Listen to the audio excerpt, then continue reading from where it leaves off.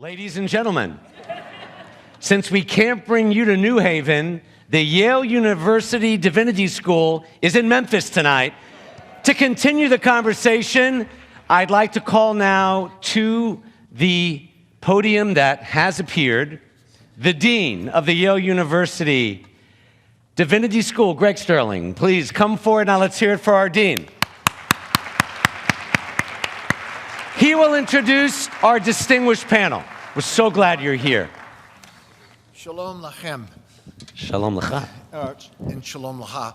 And hello, you all. My name is Greg Sterling, and as Rabbi Micah has said, I have the privilege of serving as the Dean of Yale Divinity School.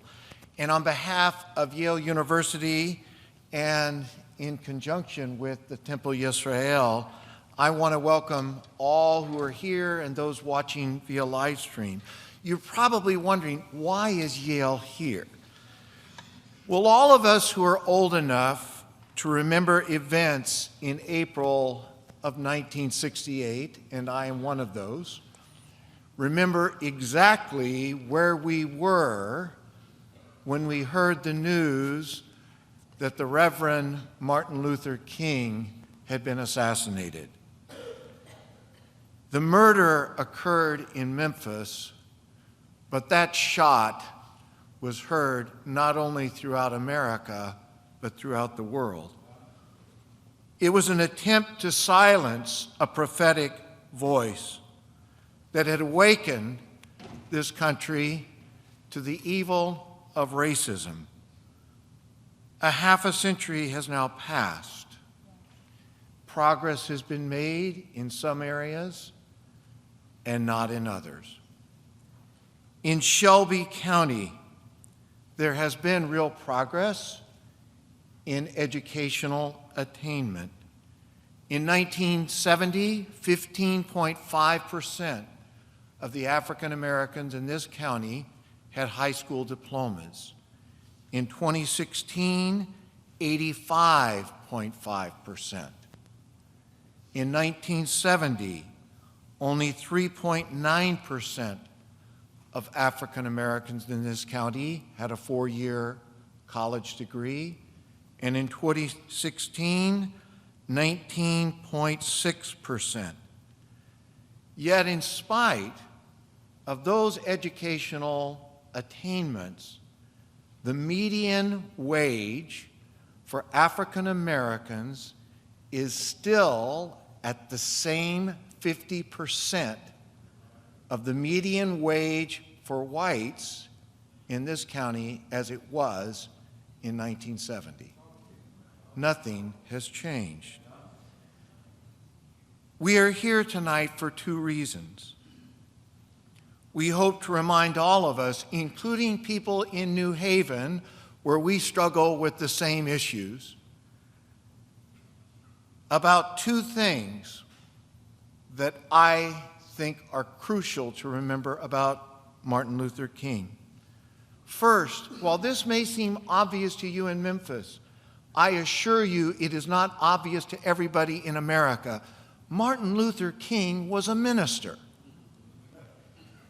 He not only led the opposition to racism on legal and political grounds, he led that on moral grounds. And it was the moral basis of his leadership that gave the movement the power that it had. He brought a coalition together that removed Jim Crow from our country, but the racism that underlay slavery and the Jim Crow laws that followed it is still with us. I think it's entirely fitting that a Christian divinity school partner with a Jewish shul in Memphis in an event like this to remember the legacy of Martin Luther King. As people of faith, whether Christian, Jewish, Muslim, Buddhist, or Hindu, we must unite and march in unison with our moral consciences to oppose the immorality of racism. The second reason why we are here, we've all been reminded very powerfully. Thank you, Reverend Blackmon, for an absolutely stellar address. That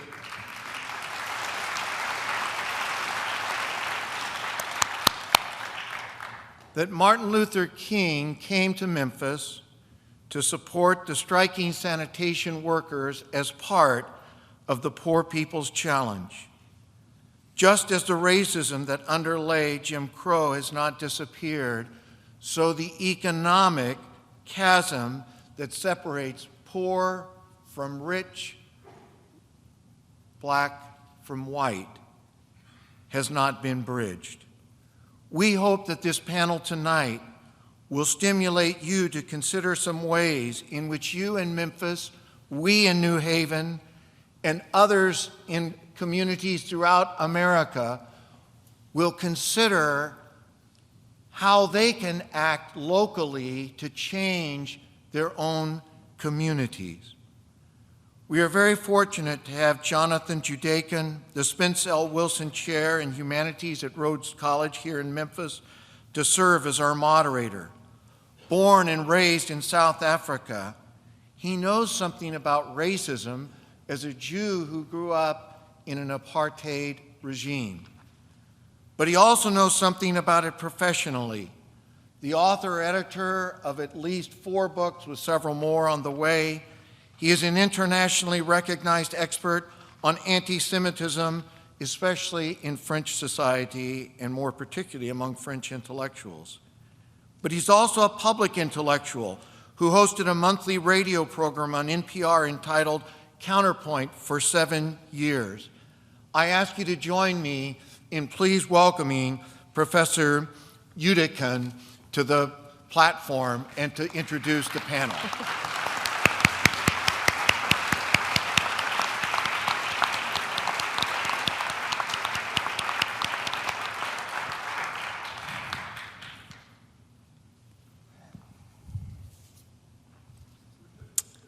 I've been sitting here in the front row,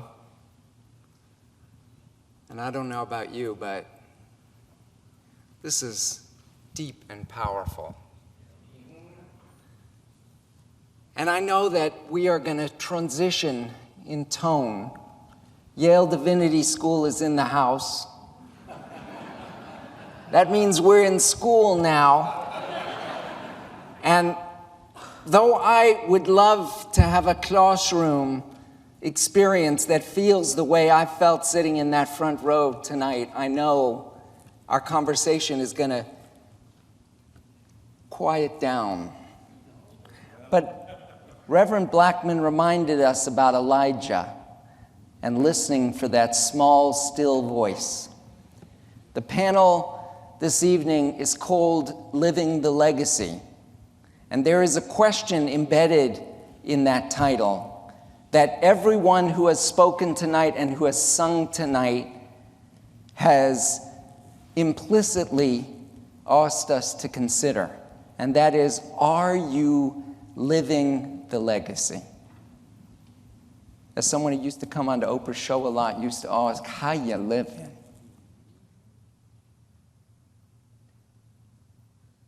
And we've heard tonight from Terry Freeman's opening comments and all the way through that we have to leave the mountaintop.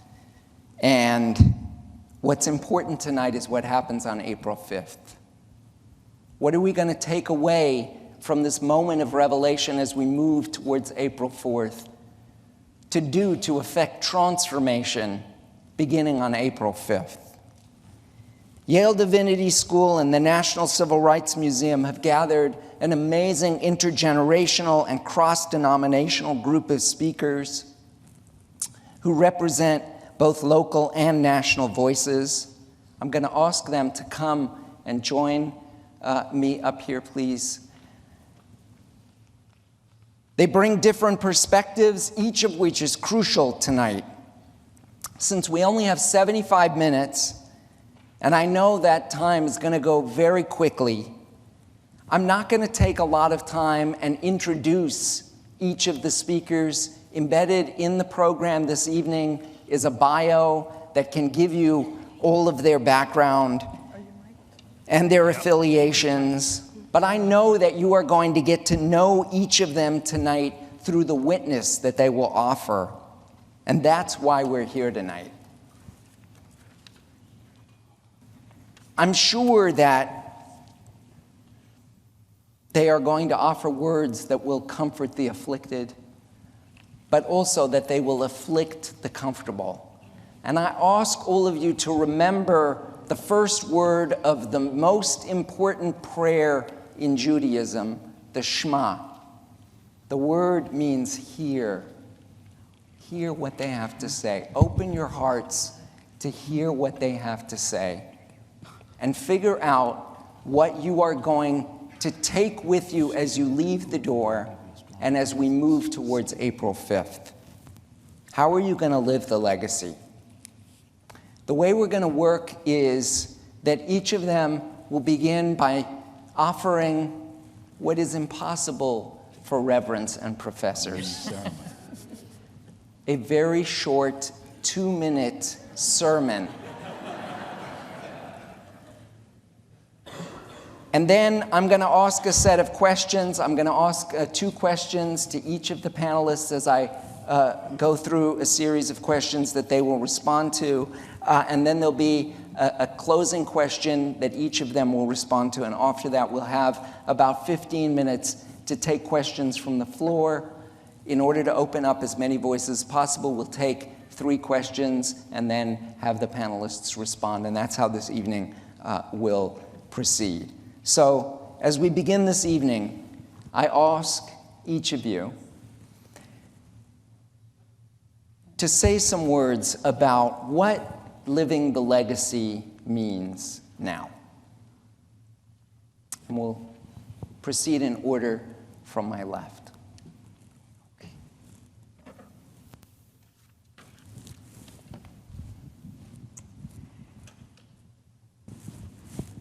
Good evening. Good evening. I come from Black Baptist tradition where there is no such thing as a 2-minute sermon, so I will just offer a few opening remarks, just a few thoughts to get us going tonight. Let me first just thank Reverend Blackmon for offering us such a stimulating sermon. Well.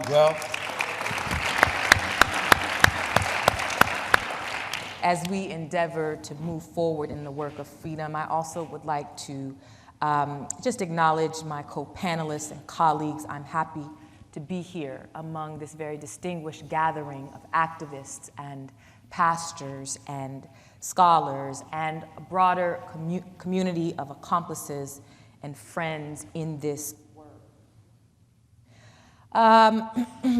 As, again, a Black Baptist preacher, a Black womanist theologian and social ethicist, the idea of living the legacy invokes 3 primary considerations for me. In the first place, living the legacy requires that we actually know what the legacy is. It means that our work must begin with accurate remembering of the life, the memory, and the death of Martin Luther King, Jr.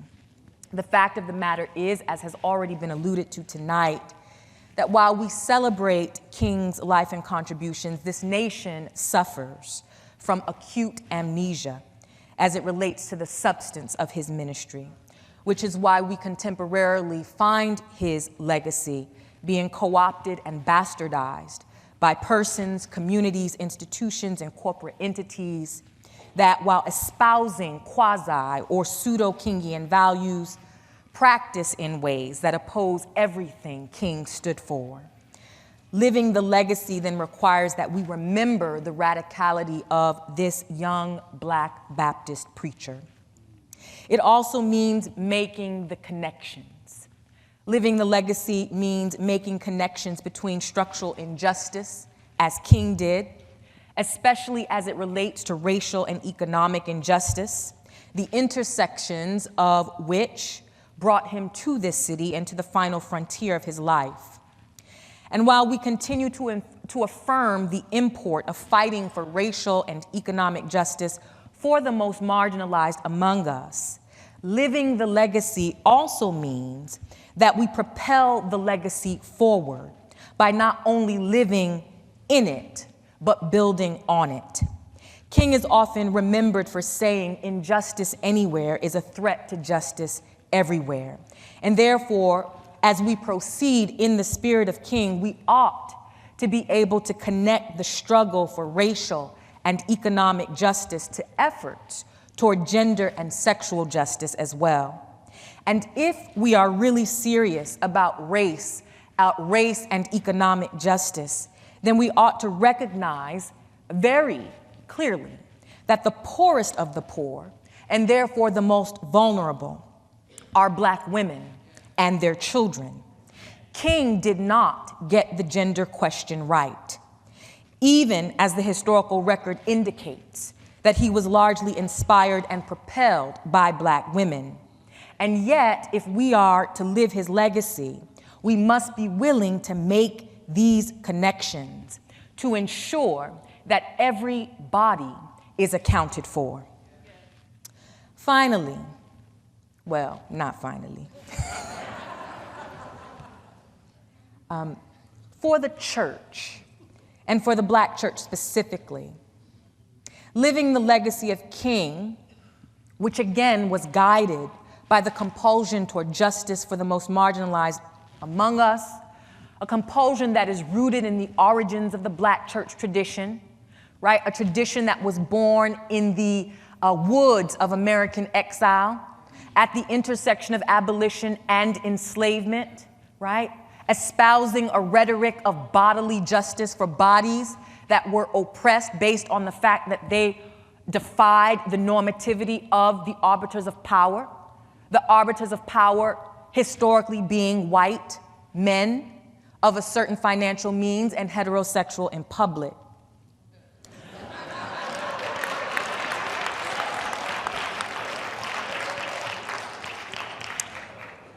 So living the legacy of King, what I'm trying to say that is, for as much as we love to celebrate King, we separate him, right, from the very tradition that gave him everything, right, which is the Black church.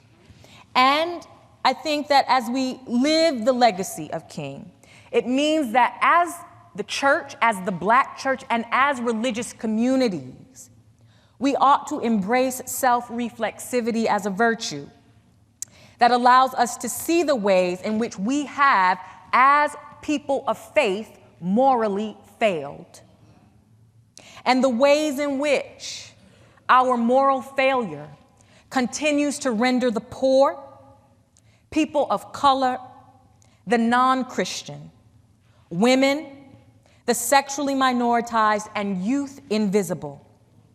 The collision of such indicators, right? The collision of the gender subordinate, the racial subordinate, the sexually subordinate, the economically subordinate. The collision of these indicators make us see, for instance, the Parkland youth's cries of "stop shooting us" as morally distinct from the same cries of "stop shooting us" that came from Ferguson youth. The church was not, by and large, certainly not white churches, and many Black churches, most Black churches, were not on King's side. The church was not on the right side of history. And by and large, that continues to be the case today.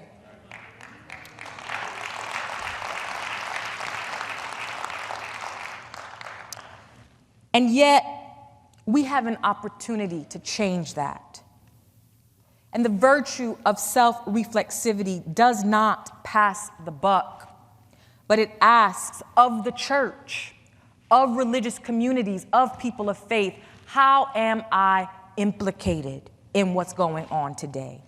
Finally, Living the legacy means connecting the dots between kings being shot down like a dog on the balcony of the Lorraine Motel in a suit and a tie, connecting those dots with the fact of the continued and disproportionate shooting and slaughter of Black men, women, and children today, not because of how much money they have or don't have, not because of how much education they have or don't have, but simply for being Black.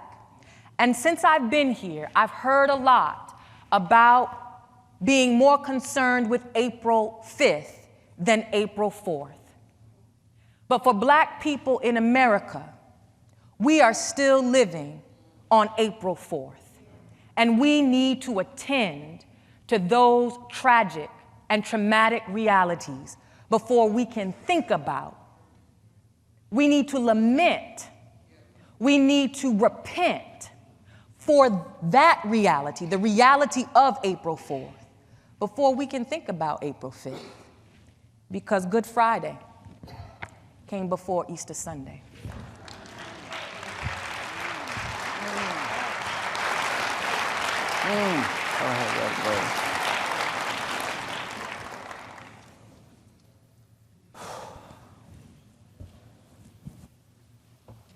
How would you like to have to follow her? Somebody ought to say amen. Amen means that we've agreed with what we've heard tonight. I want to thank Dean Sterling for working along with Micah and bringing us all here tonight. Several years ago, I stopped coming to meetings like this. I stopped wasting my time because people would celebrate but not liberate. People would talk a good game, but when it was all over, it was like a Frankenstein movie. They left and said we enjoyed what we experienced. We shook hands and we passed cards. But as I sat there tonight, I felt relieved. I felt relieved, Reverend Blackmon, because we always say, when is the torch going to be passed on? We always ask the question, when is the torch going to be passed on? And tonight I say to you that you have seen the torch has been passed on to a distinguished prophetess of 2018. I can say it because I came to Nashville, Tennessee in 1959 to Tennessee State. I left Denver, Colorado. Is my 2 minutes up? It said it takes a Baptist preacher 2 minutes to clear the throat. And I didn't understand what segregation and discrimination was coming from Denver, Colorado. But I was asked by Johnny McClendon to come to Tennessee State in 1960. And when I got to the Tennessee State line, a man came up to me and grabbed me and snatched me behind the line and said, "You can't ride in the front of the bus. You've got to sit behind that line." And two black women said, "Come on, don't say anything to him." And I said, "He's not going to talk to me. He doesn't understand. I'm the double defensive, delectable, darling, dynamic, dangerous, devastating D from Denver. I do it all and I do it right." She said, "Shut up and get behind the line." And I got behind the line, and when I got behind the line, I thought he was treating me right because I was 6'5" and I needed room in the back of the bus. When I got to the bus station, it was Greyhound, I got ready to drink. And they said, "You can't drink out of that water fountain," and snatched my neck and said, "You drink what the colored people drink." And I began to understand what this whole thing about discrimination coming from Denver, Colorado, and I wondered, what was it? And every now and then in a Kairos moment, God puts you in a place where you've got to hear what is being said. Tonight is a Kairos moment. It is not just an accident that we're all here talking about what we've heard from Reverend Blackmon and all. It's one thing to come together and be titillated while we're here, but what do we do when we leave? And in 1960, I met Dr. King. We became friends with Jesse and John and Andy, and all of us came together in 1960, 58 years ago. At 77 years old now, I'm still saying the same thing. When are we going to finally come together and understand that there is a God big enough for all of us where we can go together? And Martin Luther King taught us one thing in the movement, and since we said it's a mini sermon, I like to just say, he said, don't take God did not give us the power of fear, but of a sound mind, of love, and of how do we begin to forgive each other. But I was not nonviolent. I wasn't going to take it. He said, we've got to learn to serve because Christ came to serve and not to be served. And I said, I'm tired of white folks walking on me. I'm tired of the insults that I've taken. I'm tired of the spitting. I'm tired of what we had to face in Nashville in 1960 when they talked about us wearing certain kind of hats and what we had to do passing Fisk University. I'm talking about something that's guttural, something that's down inside that we can't, as Reverend Blackmon said earlier, we just cannot be tantalized for a moment and let it go because we've got to come down off the mountaintops. So I got involved with the movement, all of the marches, and I thought about the passage. God did not give us the power of fear, but of a sound mind and of love and of power. So if I'm going to live the legacy today, I've got to understand what power really means. Power means the ability to stand forth and speak truth to power or perceive power. So tonight we come and we talk about perception of power. And I think that tonight is so important because I gained strength from not only what she said, but when I saw the Park Lane students marching, I knew that it was time, that it was not dead yet. When I talk to young black kids, they say, why are you all still going out there marching? Why are you still boycotting? Why are you still talking about civil disobedience? I think there's a time for everything, and now is the time where we come together, black and white and Jew and gay and lesbian, and we all come together around one banner, and that's about the economic justice. That's about freedom. But we don't want to get excited anymore. We like to be, oh, well, that's a nice discussion. The age of discussion is over. What good is it just to come to something of this powerfulness and then we leave the same way that we came in? Each one of us has a mandate to leave and keep the legacy going on. Dr. King, he gave his life. The last 3 years from 65 to 68 was some of the most depressive years of his life. When we would come back together and we'd sit there in Atlanta, and he said, is it going to work? How is it going to work? And he would be depressed. But nowadays, as was said already, this is not a time just to celebrate, but to liberate. So I come tonight to say I have no choice but to live out the legacy. I've had enough talking. I've had enough. And Dr. King said you've got to have the power of the Spirit. Many times in the movement, we did not know what we were going to do, but we knew we had to do it. We didn't know the exact direction when we come together. In fact, Sunday, I was a speaker in Selma, Alabama this Sunday. I led the march across the Emeritus Bridge, and I thought 58 years ago in 1965 when we were there, it was a completely different attitude, but it frightened me when I looked and I saw that Selma had not changed at all. It frightened me when I look around and I see what goes on in Ferguson and other places. It frightens me when I see that we have got an economic gain, but we're still in the same kind of condition. And I've often said that it will not change until white folks begin to talk to white folks. We've been talking to ourselves a long time, but white folks have got to talk to white people to say we've got to make a difference. When they called it drugs before, we were all going to jail for drugs. Now they call it opioids and everybody's excited. We've got to understand when we talk about that. You didn't stand up when she was speaking. And that's a Baptist preacher. Thank you.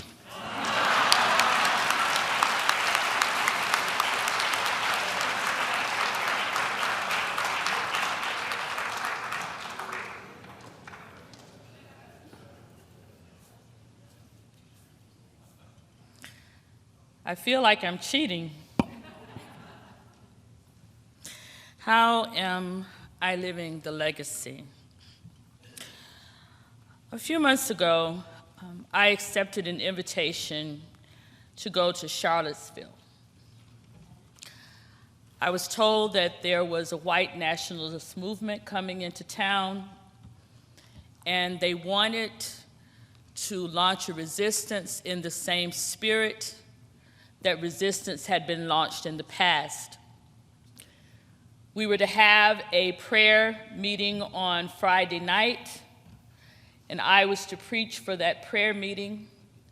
And then that Saturday, the day scheduled for the march, the White Nationalist March in Charlottesville, we were to gather in another church on Saturday morning where Dr. Cornel West would give the marching orders and we would go protest in the street.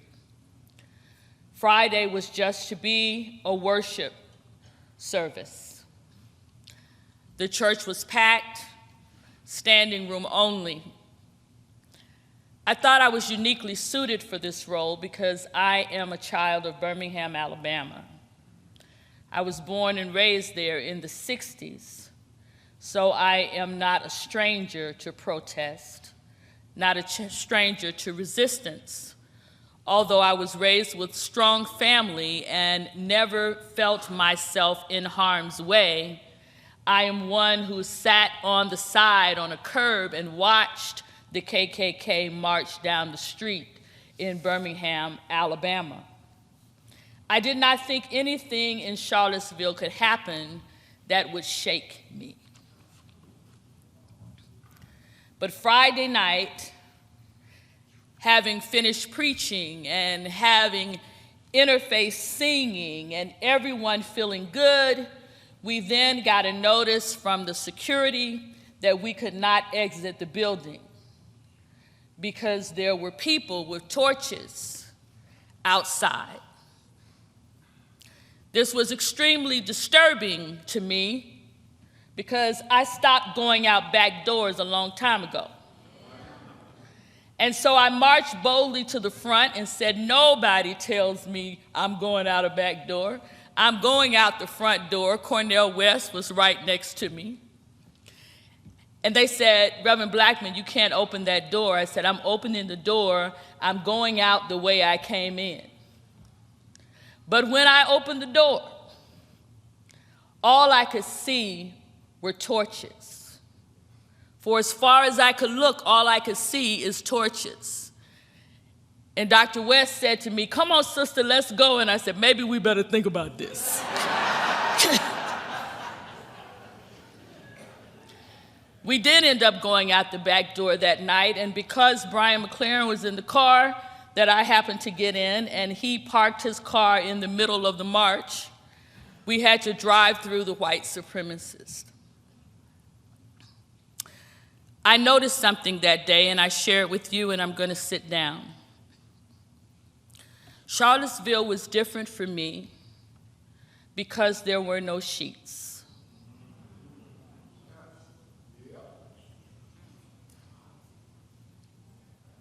And it was in that moment that I realized that the sheets and the hoods had not only protected the people who wore them, but they had protected me.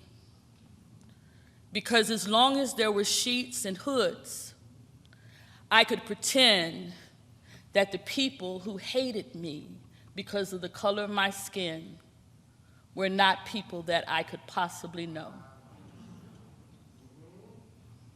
Without the sheets and hoods, in polos and khakis, in baseball caps, some with logos and some that said, "Make America Great Again." Without sheets, 20-year-olds and 30-year-olds that looked like my children, who were chanting and waving torches at me and my colleagues, saying, "You will not replace us. Jews will not replace us." Chanting chants born in the streets of Ferguson. Whose streets? Our streets. I recognized at that moment that we were in serious trouble, not because of the racism of the past, but because we're not the only ones living into a legacy. In East Africa, there is a tribe called the Masai Tribe. And in spite of colonization, in spite of efforts to strip their identity, they have remained true to a greeting, Kasorian Ongeri, which simply asks the question, how are the children? In every address, they greet one another with this simple question, how are the children? I asked myself after Charlottesville, recognizing that racism will never die out, but it must be rooted out. I asked myself, how are the children? When the young people that I saw, predominantly men in the streets of Charlottesville, could have easily been the young men that my children go to school with. To this day, I have not been able to look at the pictures from Charlottesville for fear that I might see someone that I know.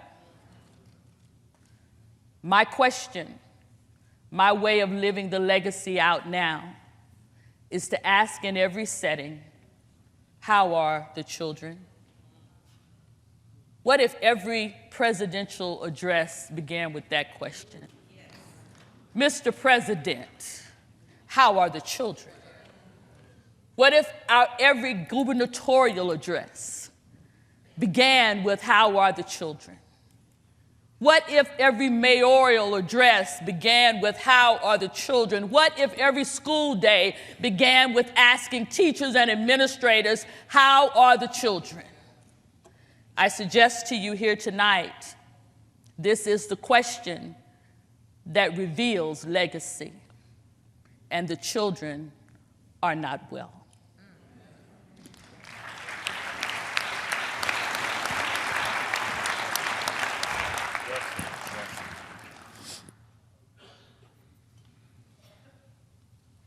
I am incredibly humbled and honored to be among this distinguished panel tonight. I'm very young in this work, and I am learning at every moment. So I'm very grateful to you for your generosity of leadership. It is inspiring to me. The way that I answer the question, how am I living the legacy? I heard that question in a couple ways. As a white Memphian, I think about that question, and I think I have to admit that I am living maybe not the legacy that the question was meant to point to, but the legacy of slavery and white supremacism as a founding principle and institution in our country. It doesn't take an expert in matters of faith to admit this, that we are the benefactors of a terrible legacy. Rabbi Sharon Brous wrote a powerful article in the LA Times just last week reminding us that Jewish tradition instructs that when a palace is built with a stolen beam, there must be a reckoning. And our palace, this country, was not built with a stolen beam, but with millions of stolen human beings. And the magnitude of the crimes that indicates is staggering. So I know that I am living that legacy every day. Living the legacy of Martin Luther King, to me, means, as Reverend Blackmon reminded us, it means not dreaming, it means waking up, it means being fiercely awake to the reality of that past and to the institutional and systemic nature of racism and classism in our country and in our city. My faith, my religious tradition that gave the world the voices of the Hebrew prophets who spoke truth to power does not permit me to remain silent or asleep. As a custodian and teacher of Jewish tradition in this community, and as a religious Jewish individual, regardless of my degrees or my smicha, my ordination, I hear the call of the prophets and the Torah's indictment of anyone who has experienced persecution in their lives to ever not feel the pain of the persecuted. This is violating a religious commandment. Judaism is a faith that demands action, as Rabbi Micah so beautifully pointed out this week in his talks at Calvary. We are a tradition of deed over creed. And so once that pain is felt, once we wake up to it, there is no choice but to face it and to acknowledge my own role in perpetuating it and to respond to it in whatever way that I can. So as a rabbi of the biggest and oldest synagogue in the state of Tennessee, as a benefactor the beneficiary of incredible mentorship and granted entrance into thousands of people's lives and endowed with the trust of this city that really does pay such a tremendous honor to us as faith leaders. I am blessed with a powerful platform. And so I will live the legacy by using that platform as loudly and as repeatedly as I can to translate our religious principles into action steps to build a more just city, and translating the challenges that are facing our city into the language of morality and religion. That is what I believe my calling to be, and I'm very grateful to have the opportunity to try and live that out. Thank you.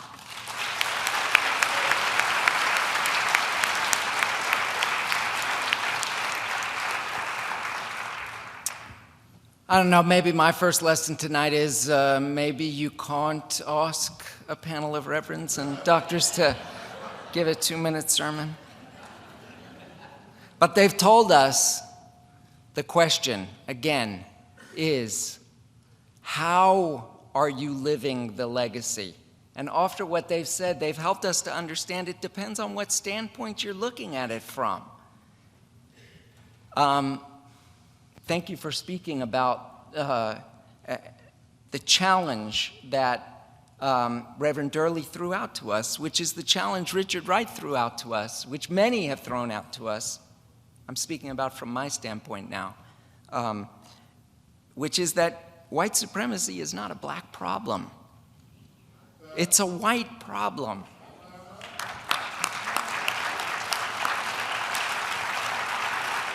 So, to pick up some of the threads of where we've been already, let me follow up with a question for Dr. Turman. Can you talk a little bit more about what you raised in your opening comments about the ways in which the legacy is mediated? The ways in which oftentimes, like Super Bowl ads, selling GMC trucks with Reverend Martin Luther King's voice. At the same time that President Trump tweets about the terrible acts that football players are undertaking when they take the knee following Colin Kaepernick. Talk to us a little bit about the way in which some of these issues filter into our lives through the media every day, and how sometimes the media itself can serve the purposes of the freedom struggle, but the same media channels can short-circuit the freedom struggle. Sure. So when we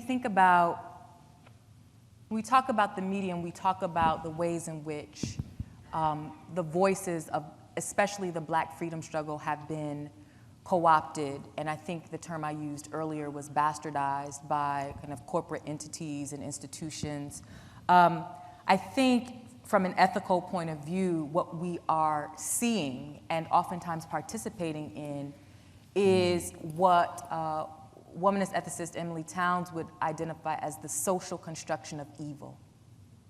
We are seeing lies. We are participating. We are being fed fraud. We are, and the voices of our prophets, Martin King being I will say, our greatest prophet in the US, the 20th century US, seeing their voices being stripped of their power to serve the interests of padding the pockets of these corporations and those who lead these corporations, who have no concern for the poor, have no concern for the marginalized or the minoritized, to find the voices of our prophets being used to serve a purpose that is in stark opposition to their proclamation, to what they proclaim to the world, and in stark opposition to that for which their life, Martin Luther King's life was taken, is evil. And it is not new, right? The identity, this is not a new phenomenon. Black identity has been reconstructed and imagined based on the hegemony of the white mind forever.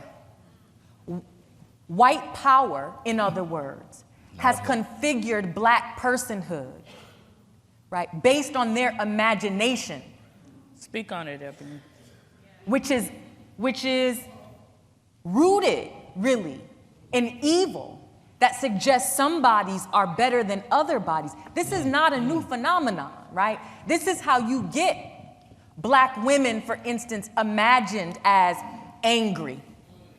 This is, although we do have reason to be, this is how you get, right, the caricature, the image of the welfare queen being black women robbing the system, which we know is not true, right? Because this is how you get the image of the criminal, the image of the thug, the image of the buck, right? These are all images, black images that have been created in the white mind through history, right? Created such that contemporarily, someone can imagine a black child walking home from the store with Skittles, right, as a threat. Someone can imagine Michael Brown Jr. as, what did the officer call him? A demon. This is something that's been going on for a long time. So when we see Martin Luther King imagined as the voice of what? GM, some car company. We're seeing the cultural production of evil that is rooted in the imagination of black bodies toward the end of the denigration of black personhood. And so that the media has historically been used to bestialize and dehumanize black people. Stephen Fetchit. Can I say more, or am I 2 minutes up? Let me cut you off and Medium. Because I do have something to say about the arts as well.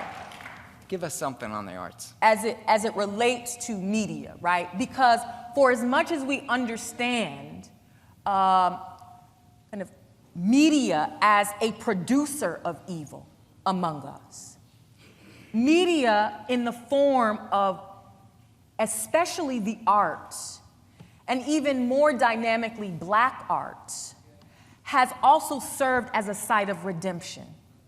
So when we think about, for instance, the spirituals as an art form, we have to understand this sacred music as a site of resistance as well, and as a site of redemptivity for black lives. And we see this kind of creative genius at work, even contemporarily, with artists like Common and Kendrick Lamar and Solange and Beyonce, right? With visual artists like Kara Walker and Roxanne Cox, right? We see this in the performing arts, for instance, in the work of Alvin Ailey, Jamar Roberts, Hope Boykin.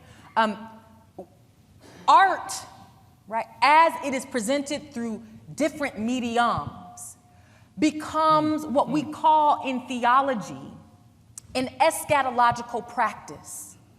It allows us, black art especially, allows us to see beyond and imagine beyond the hegemony of the white imagination that has constructed black identity as in opposition to what it actually is. Black art allows us to imagine beyond that, to see a future beyond white supremacy, and to reach toward that future, that reality. It also allows us to see God, when we think about theological aesthetics, to see God in blackness, in the very site where God is not supposed to be, based on bastardized pseudo-theological claims of white superiority. And so it's in the art that we can root ourselves and make the claim that God is black and black is beautiful. And this is the claim that artists like Elio Pomare and Abdel Salam and others, Judith Jameson, Catherine Dunham, Arthur Mitchell, this is the claim that they are making. They are making an eschatological claim that is rooted in the immanence of black flesh, black joy, and black being in the midst of the cultural production of evil based in white supremacy. Excellent. Powerful. Excellent. So, Reverend Durley, let me take that comment and turn it to you because Dr. Turman suggested to us that there's a kind of theological frame to a lot of the artistic production that runs from the black arts movement all the way into contemporary artists, that there's a soundtrack to it. I'm not completely sure that it's religious in the same way that the civil rights movement found some of its key call through a religious idiom.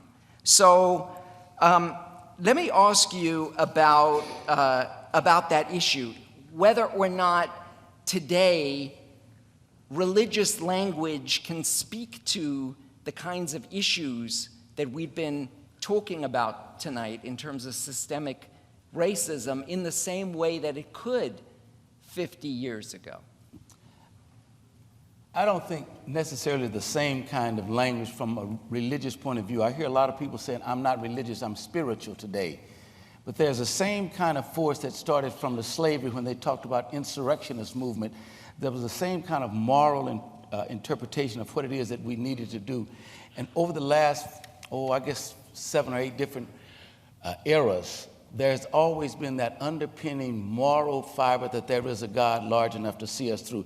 The faith element has always been there, from the slavery movement through the Reconstruction, through the post-Reconstruction, all the way through, that has always had that moral fiber.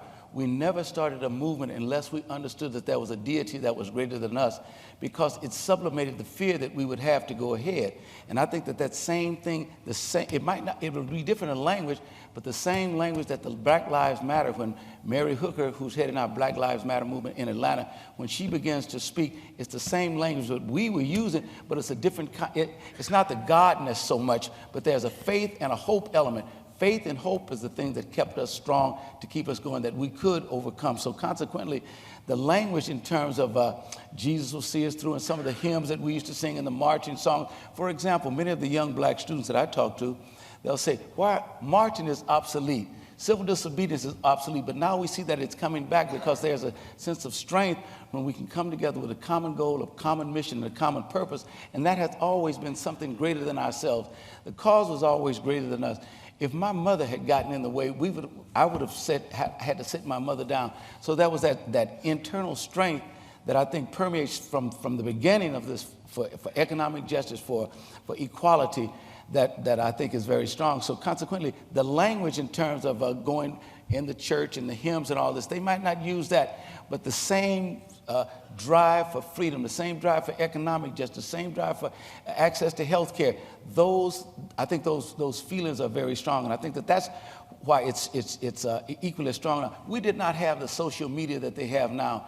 When I was on a freedom ride in 1961, we didn't even know that the bus had burned to 8 hours later. Now the young people can use that to move ahead. They might not use the same language that we use, but I think the whole cry out for hope, cry out for justice, the cry out for a moral stance is there. So they have many more skills and many more things that access to their fingertips, and I think that's where the real strength begins to come in. When we can tie in, it's time for us to step back, where we can kind of take that back step and allow their genius, allow their media, allow what they do, and we just infuse that. They have the element, Eboni, people like Eboni who can get up and articulate it in this arena. So our role now is to understand that we have to sit back and be the foundation and be the support. We've had our day, and when we understand that, I think that's the strength. So the language might be a little different, but the scream for freedom, the scream for hope, the scream for equality, the scream for recognition of who we are as a people, it's still there. So part of what you're saying is, in a way, it's being translated for a new day and a new time. Rabbi Bauman, I wonder if you could pick up on that. Rabbi Greenstein reminded us of a Seder that did not happen.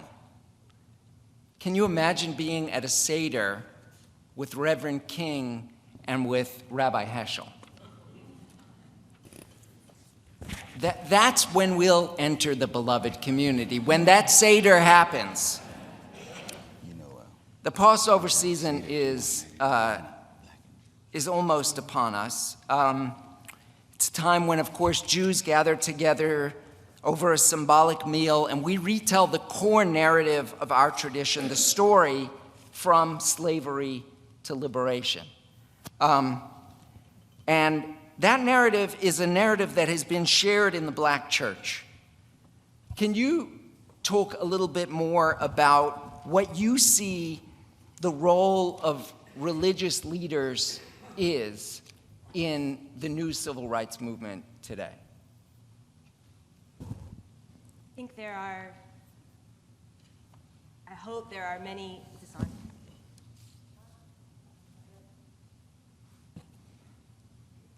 Is it on? Okay. I hope there are a lot of ways that faith leaders, religious leaders can propel this movement. I think we heard some of it tonight in using these stories that are transcendent, that are just a part of the fiber of our being, and reminding us that these stories are not history only, but that they unfold around us all the time. They are powerful metaphors for us to understand the moral struggles that we have in our lives, and they can help us find the promised land, or help us find true north, or just direct us toward a better place than we're in now. So I think that our specialty as faith leaders is morality and community, and those are two really powerful tools for moving forward as a movement.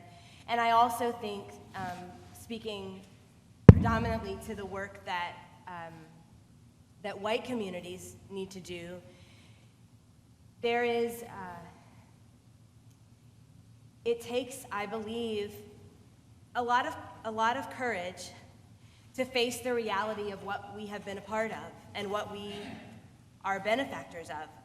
It must, when fully ingested, cause us to look at everything in our lives differently. Every choice that we make has to be viewed through this lens, and that is really hard, scary work. It is. I don't mean to compare it to the fear that and the difficulty that are facing Black communities that have to deal with the other side of that coin.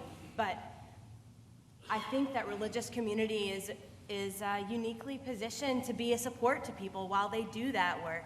I have some wonderful colleagues in this city, women ministers, who always remind me about how important it is to go to the places that scare us. That's what the Israelites had to do. They may have not liked Egypt, but they were afraid of the sea. They were afraid of the wilderness, but they had to go there. We have to go there, to those scary places of acceptance, to fully do teshuvah, to fully repent as a community. And I think that we can help with that as well as religious leaders. And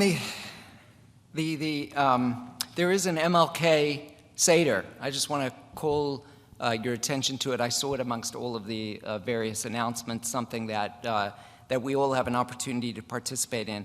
I know that we've already gone a little bit longer, than the program tonight. I don't want to drag it out. So I'm going to ask one last question and then turn it over for about 15 minutes of conversation rather than attempting to get through all the questions that I prepared. My last question, I ask each of you, try to speak briefly about it. I come from South Africa. In South Africa, we had a truth and reconciliation process. Do we need a truth and reconciliation process in America to come to terms with our history of genocide, slavery, lynching, the history of American apartheid? And if we had such a Truth and Reconciliation Commission, what is it that you would want people to take away from that? Again, can we just go through?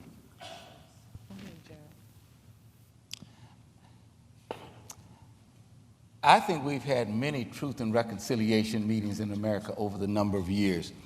I think you referred to the Kerner report, the Warren report out of California, and we've had these long discussions.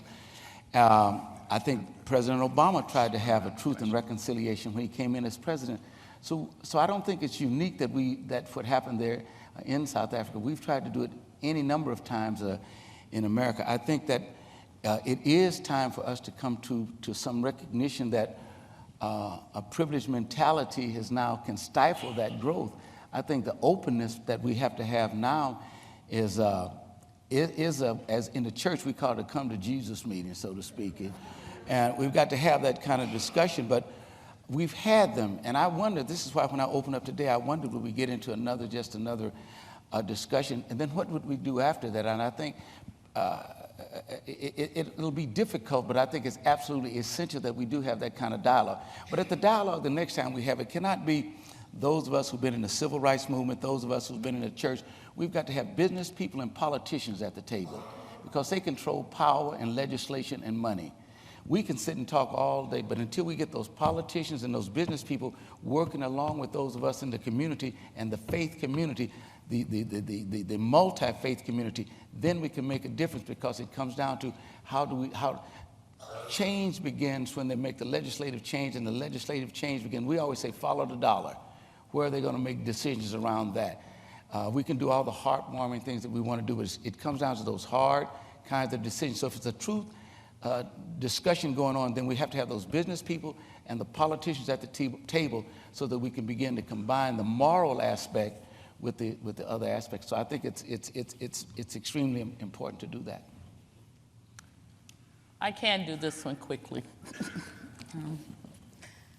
I don't believe in truth and reconciliation hearings.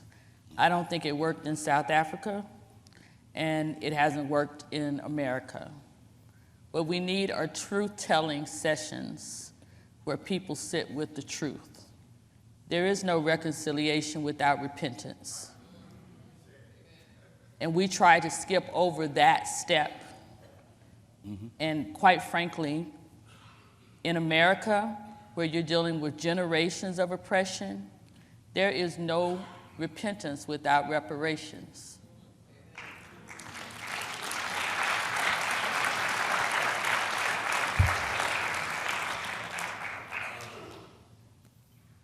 Go ahead.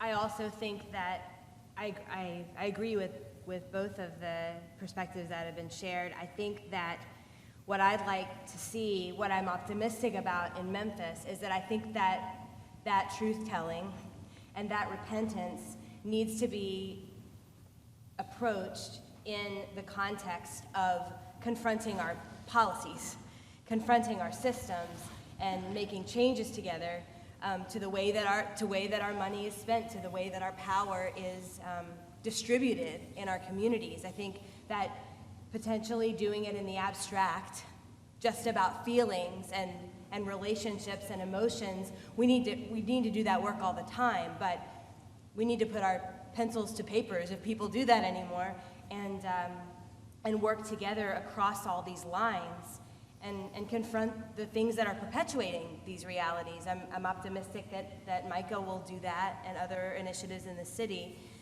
I think that if that is our first step toward reparation on a local scale, I think that could be a very valuable piece.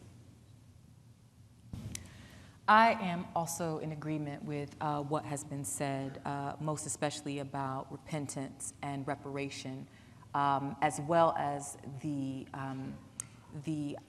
assertion that liberation must precede any conversation about reconciliation. I also just want to conclude by saying that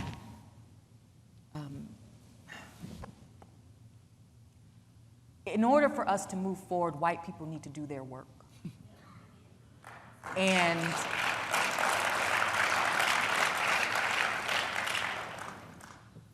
Black people, brown people, minoritized communities have been telling the truth for a long time.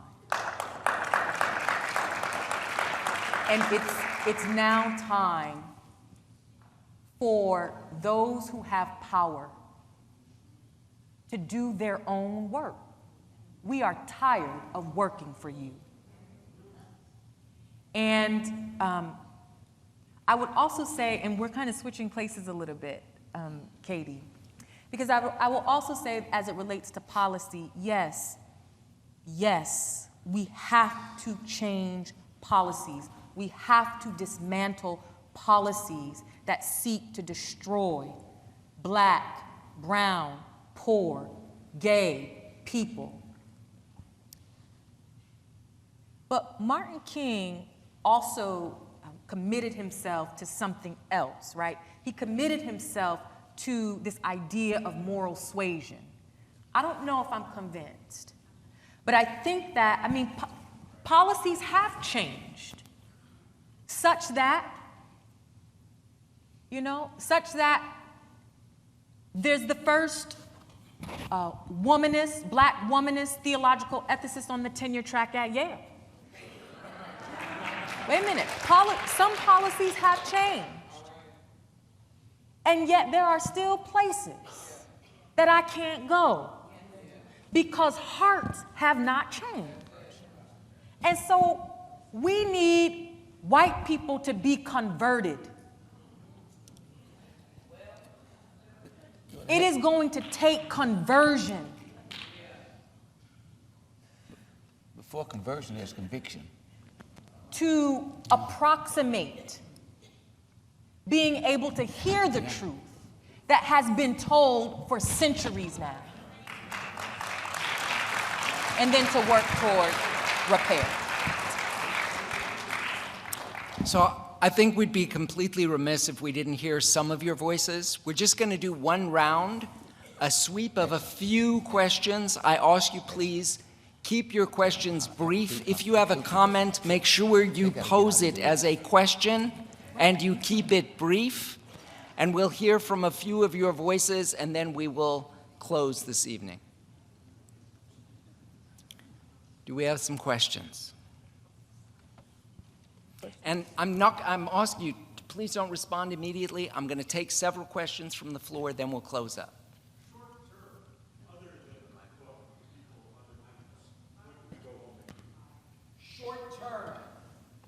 What do we go home and do? We're going to close the evening that way. Stay tuned. Another question? There are microphones. They are microphones. There are microphones. My question is this. A young man growing up in Chicago, 1982, Ronald Reagan put a war on drugs. We suffered that war. We're talking about a legacy. A legacy must change every individual because I had to change, or either I would have been in prison or I'd have been died in the streets of Chicago. So King's legacy, we trying to live on, but we got to teach each individual to change their legacy within. Here's your question.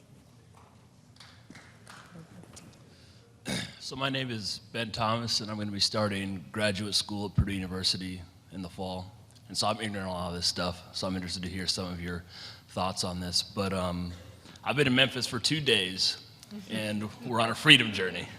And so my question is, when you talked about how revolutionaries often get their ideas sterilized after they're dead, and we celebrate them after they're dead versus when they're still alive, militarism and also capitalism, as well as racism, were parts of Martin Luther King Jr.'s message. So I'm wondering, how come so much talk about racism, but yet we don't talk about how we appropriate $700 billion for the United States military to go and fight wars overseas, we have enough money to blow up countries and rebuild them.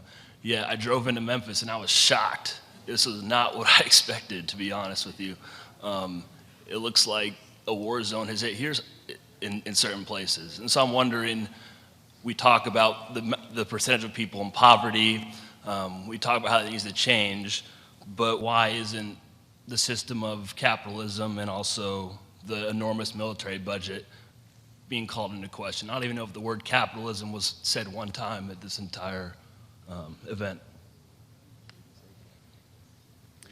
Hello, my name is Kathy Chapman. I'm actually a member of the First Congregational Church, UCC, and here in Memphis, Tennessee. I'm also a physician, and as white female, raised in upstate New York, upper middle class.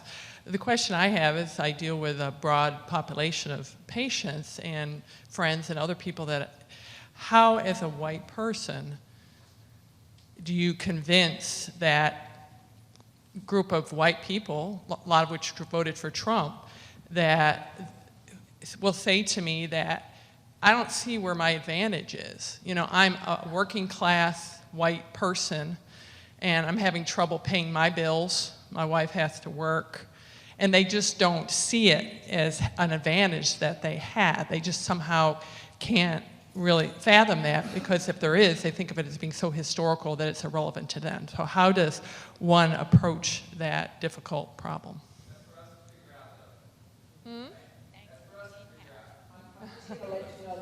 These last questions, I don't want the questions to go on forever, so we're going to end the questions with these questions that were already standing in line, okay? My name's Phil Grizzard. I'm a campus minister at Illinois State University. We have a group here from Central Illinois. My question would be, basically, the word reparations was brought up, and I would be curious about what you would envision that to be. What would be appropriate reparations that would help this process go forward? My name is Charlie Belenke. I'm a candidate for county commission.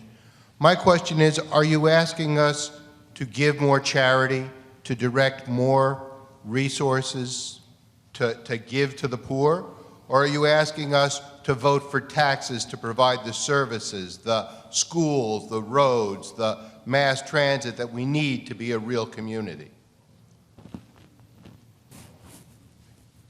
Hey, my name is MLK Cannon. I'm just a black artist. I'm part of the Poor People's Campaign.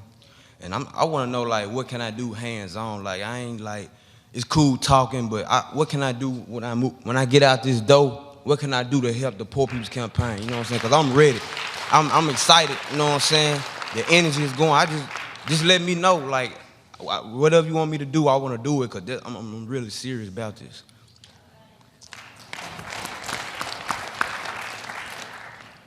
Dr. Blackmon and all of you, my name is John Ashworth. I drove in from 50 miles out.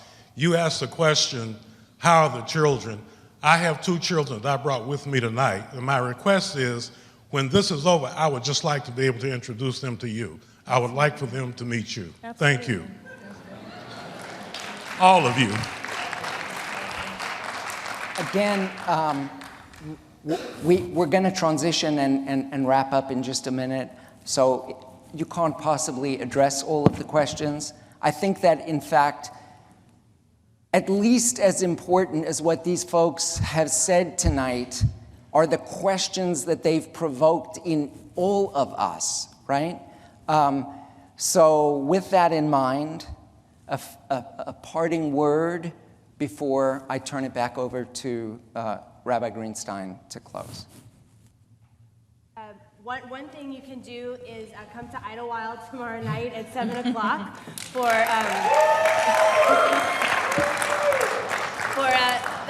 the MICA monthly meeting, Memphis Interfaith Coalition for Action and Hope. We are an interfaith and nonprofit coalition of organizations. We have nearly 50 partners, hoping to hit 50 by April 4th. And we are going to be addressing collectively as a faith community the issues of systemic change and policy in Memphis. So if you want something to do tomorrow, come to Idlewild. And I think that my parting word is simply that we just finished celebrating the holiday of Purim here in this community, and that the words of Esther have been quoted back to me by this community so many times. I think that people outside the synagogue may know them better than we know it ourselves, but she had instruments at her disposal. She was a privileged person, and she had the ability to use that privilege and speak truth to power and take personal risk to do that. And so I think the question that we each have to ask ourselves is, what platform do I have? Where is my privilege? Where is my access? How do I use it? And be brave enough to take that step. And that is that's what I hope each of us can do.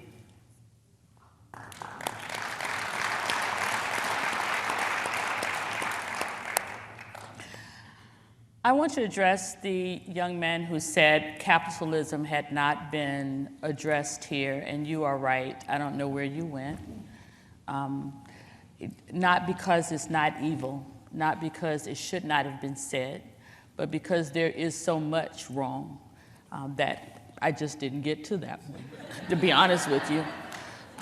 Of course, militarism is sinful and evil, especially the way that we do this. And though our current administration is a very easy target for that, the truth is every emperor in the palace has done the same thing. And so I want to be very clear about that as well. This is a longer conversation, and I have to say it in 30 seconds, but I'd be willing to have it later. What I really believe is that there is only one movement. I don't separate the civil rights movement of the 60s from the Black Lives Matter movement of the present day, from the liberation from Egypt of the oppressed. The movement has always been against the othering of other people for economic gain. And whoever the other is, it shows up the same way. So capitalism, the militarism, really white supremacy is a tool of all of that. It's about economic power. And whatever has to happen to secure economic power is what we have going on. So I thank you for bringing that up, but do know that I do talk about it. It just wasn't tonight. It's too much, okay? What you can do to the physician, I think she was a physician, what you can do on a one-on-one basis. I can only tell my own story around that, because what so often happens in these places, especially as a person who proudly wears black skin, is that the conversation I get called in for is racism. But there are places in this world where I am privileged. My faith is one of them. My straightness is another. And so in those areas where I want to confront my areas of privilege, I've been able to do that by forming genuine relationships with people who are different. It's the slower work, it's the harder work, but because of those relationships, then I began to understand somebody else's point of view. Everything can't come from a distance. This work is really proximal work. And so if white people are really interested in understanding what privilege is, then the more they form relationships with people who are not white, then they begin to see how that manifests. You know, one clear way I've done it with friends is around my children. I have two boys. They're 27 and 26. One is very clean cut. The other one has locks all the way down to his back. They're both wonderful, wonderful boys. But when I talk to my white friends, they don't have the experience at the age of 16 having to sit their children down and give them lessons about how to react if they get stopped by a police officer. Having knowledge of that conversation that I have to have and knowing that it's true has changed their point of view about some things. I could go through a whole lot of things like that, and I could go through them also around LGBTQ issues where I have the privilege. I'll tell you this and I'll shut up. In the Masterpiece case recently, I was asked to come and speak at the Supreme Court in favor of the gay couple who were denied a cake. I dressed in a building across from the Supreme Court in my collar. I put on my rainbow stole. I thought I'm just going out to the Supreme Court. I made the wrong assumption that everybody out there was for the gay couple. I was wrong. When I got outside, I found that I had to walk through people who had vile messages and vile images against gays, messages that said I was going to hell, that the Bible was, just all kinds of messages.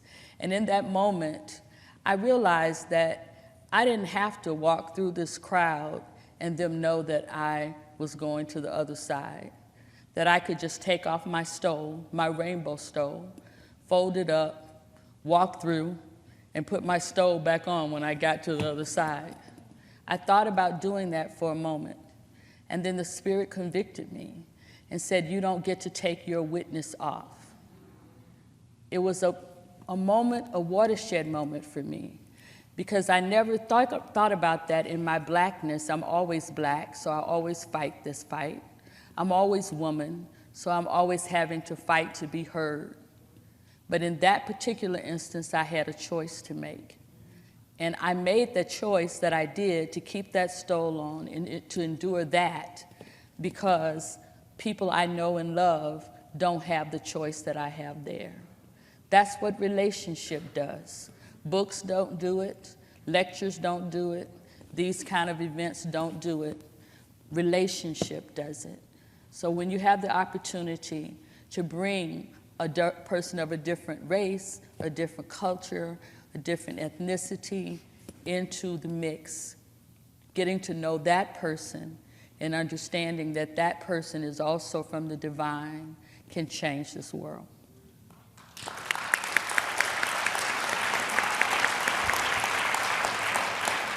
I think she's given the perfect example of what fueled us during the movement, the ability to sacrifice and risk. Therein lies, I think, the real bottom line of what we're doing, sacrificing and risk. Few people want to sacrifice or risk today. And to do that, to answer your question, when you leave here, the ability to simply communicate. Communicate primarily has three basic principles. One, if I'm to communicate with you, I've got to understand you, and you've got to understand me. I've got to respect you, and I've got to trust you. There's little understanding, minimum amount of trust, and respect is simply gone. So we've got to build those bonds again to be able to sacrifice and risk through communication. And I think the thing that kept us going in the movement were three words. We organize, we strategize, and we mobilize. Right now, America's in the point of starting to organize again. And the kind of experience that you went through, you could have taken it off. Like people say now, we want to make America great again. When was it? It was never great for me. See, I don't mind making America great, but not great again, because that's a euphemistic term. Let's take it back. So now we've got to have that kind of communication. I think that's what's going to be key. And the young man is going to be key. The young man that said, what do you do when you leave here? Let me say this to you. You've already started by being here. Just your being here. You have started already, because it starts recognizing that I want to do something and putting myself in a position where I can begin to learn and take all your skills as an artist that you said and take it from here and speak to each person has a story and you have a story, and bring those things together. And I said earlier, we cannot go into any more of these meetings unless we have that business community with us and the politicians. Business and politicians to sit there. We can march, and we've done it. We've boycotted civil disobedience, and now we understand. Civil rights, we had to move from civil rights to silver rights. And when we got to civil rights, that's when we started running into the Poor People's Campaign in '68. But we've got to go back to understanding the system in which we live. It's not only education, but it's business, it's politician, and it certainly rests upon our faith perspective. And that's where our strength comes from.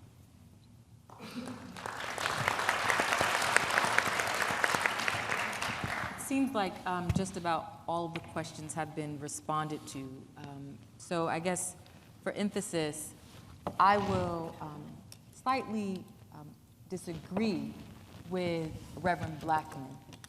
And I will say to the question about capitalism that although the word wasn't said, I think implicit engagement of capitalism and an anti-capitalist project in the work of resistance that we are discussing tonight has actually been on the table all night. Because to talk about race is to talk about a modern project of acquisition. It's to talk about the commodification of bodies, to make a body a good to be bought and sold. This is the very foundation. This capitalist acquisition is based in human enslavement, black enslavement, is the foundation of modernity, of the modern world. So to talk about race and to talk about the work of anti-racism is inherently an anti-capitalist move. And also, when we talk about mass incarceration is about the maintenance of a permanent underclass. So to talk about the dismantling of prisons, the abolishing of prisons, right, is to talk inherently about resisting the capitalist project. To talk about militarism, we did not talk about militarism directly, but you brought it up so very acutely, is also, militarism is based in the logics of colonial acquisition, imperial acquisition, take. So to talk against these things, to talk against race, right, and the logics of colonialism, the logics of genocide, the logics of rapeability that undergird that discussion is inherently an anti-capitalist project. And that's why they kill us. And so, to the young brother who asked what to do, I know you have a lot of people who've told you what to do, and go to Idlewild tomorrow and do all that. But what I want you to do, I don't know where you are, is I want you to live. That's what I want you to do. And part of you living is to keep, you said you're an artist, to keep creating. Because as long as you are creating, you are able to see a world that is not yet, but that is coming. Yes. And that is our hope.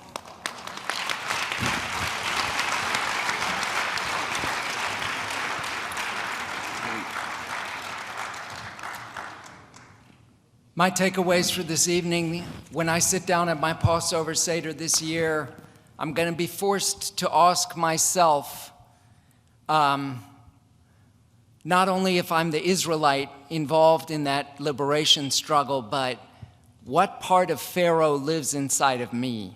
That's for me. That's a takeaway for me tonight. I'm going to take away the fact that I have to ask the question, how am I living the legacy? And it's a complicated question. And I'm going to take away tonight the fact that if I'm going to leave the mountaintop, I've got to institutionalize transformation, and that means connecting with Micah tomorrow night at Idlewild, with Mid-South Peace and Justice Center, with Just City, with Fight for 15, with the kinds of projects that the National Civil Rights Museum is undertaking under the rubric of MLK50 and many other initiatives. And on that note, I want to thank Temple Israel, I want to thank Yale Divinity School, and I want to thank the National Civil Rights Museum for hosting this conversation. and for all of you who wanted to be here to the bitter end. Yeah, I wanted to say one thing, following up on what Dr. Blackmon was saying. Sunday I spoke in Selma, and it's interesting how closely in Exodus, the 15th chapter, verse 14, it really sums it right. God told them, stop complaining and move on. Thank you, Dean Sterling. Thank you, Yale Divinity School. And Professor Judaken, this powerful panel, high-level, deep discussion.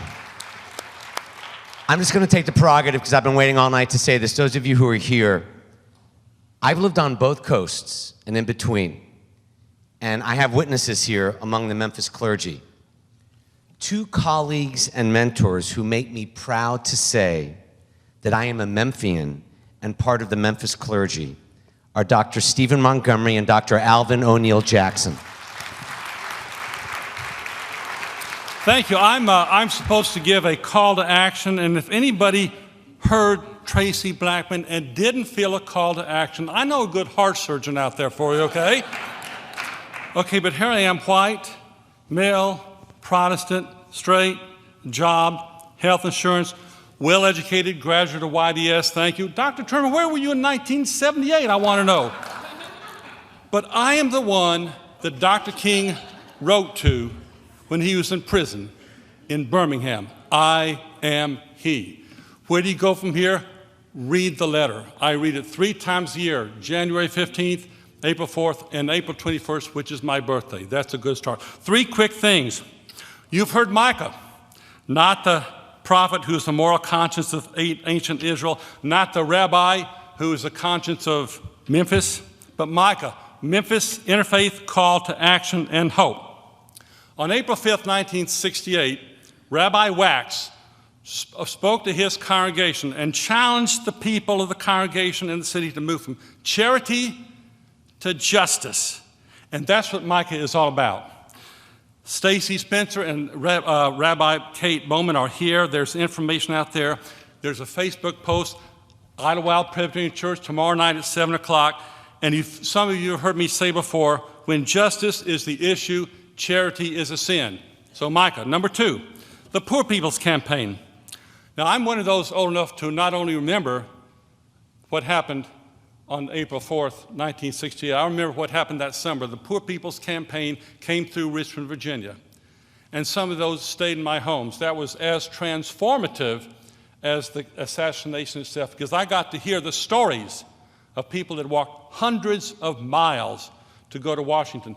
That work needs to continue, and we need to continue the Poor People's Campaign. This is an opportunity to build on that, uniting thousands of people across the country to challenge the evils of systemic racism, poverty, the war economy, and ecological devastation. Check out their website. And finally, what can you do? The Poverty Report. We've heard about this before. I think it was Reinhold Niebuhr that said, consecrated ignorance is still ignorance. We need to have the facts down. We need to know the knowledge if we're going to be taken seriously. This is a real gift. People of faith need to be aware of it because of the good work of Dr. Elena de la Vega. The facts are not encouraging, but we need to read them. In education, we've come a ways, but in virtually every way, we've gone downhill.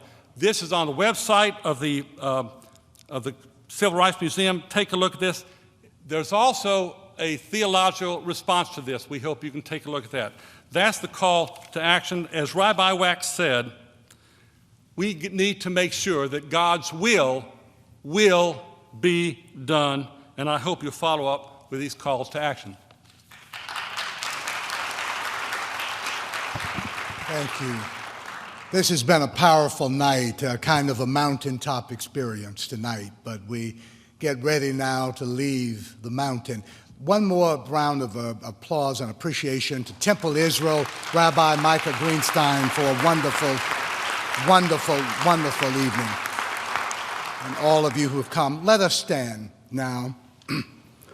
And if you would reach out and grab your neighbor's hand, grab a neighbor by the hand, and with heads up and eyes wide open tonight, as we prepare to leave this place, woke on the terrain down from the mountain, and I dreamed a dream.